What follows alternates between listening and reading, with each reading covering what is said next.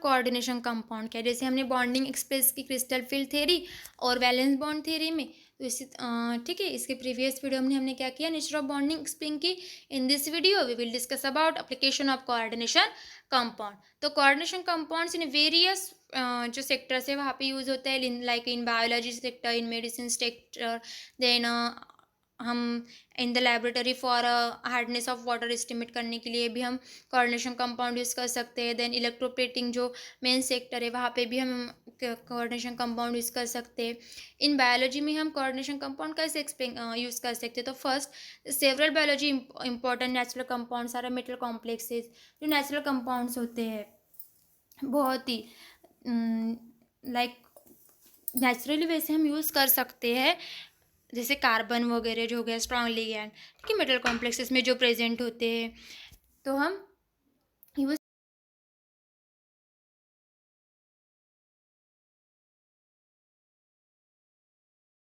Animal, जैसे उसकी metabolism process होती है एनिमल्स की और प्लांट्स की। प्लांट्स की ना फोटोसिंथेसिस प्रोसेस हो गई। देन एनिमल में जो हमारी ओवरऑल जो मेटाबॉलिक प्रोसेस होते हैं हम एज अ कोऑर्डिनेशन कंपाउंड उसमें यूज़ कर सकते हैं, लाइक मैग्नीशियम हो गया, कैल्शियम हो गया।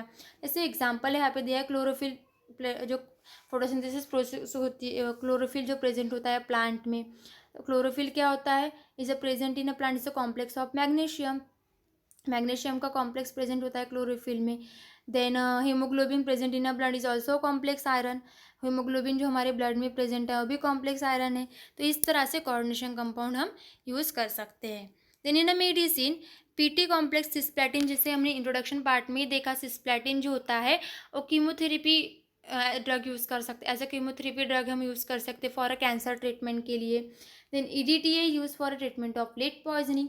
जब लीड पॉइजनिंग होती है तो ईडीटीए जो हेक्सावेलेंट लिगैंड है हम यूज़ कर सकते हैं फॉर लीड पॉइजनिंग के लिए। देन इसके बाद है to estimate a hardness of water.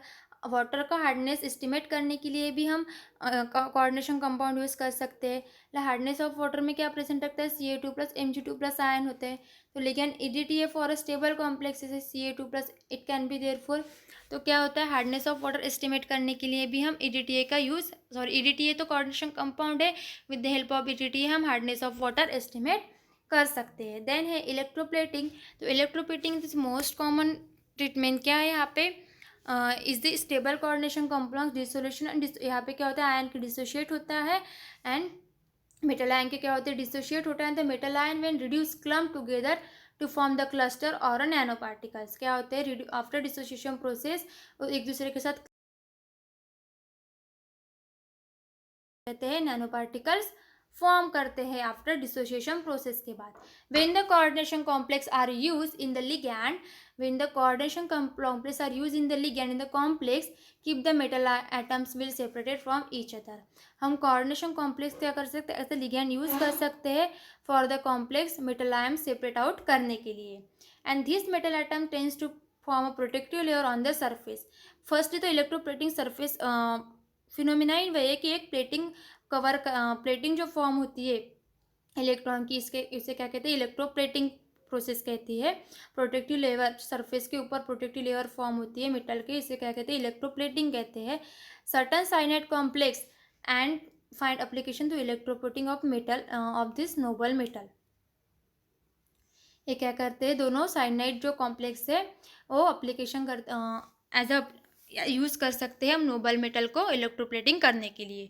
दोनों साइनाइड कॉम्प्लेक्स हम नोबल गैस की इलेक्ट्रोप्लेटिंग करने के लिए यूज़ कर सकते हैं। तो यहाँ पे हमारा कोऑर्डिनेशन कंपाउंड जो चैप्टर है वो कंप्लीट हो गया। ठीक है, कुछ भी डाउट हो तो आप मुझे पूछ सकते हैं। Thank you.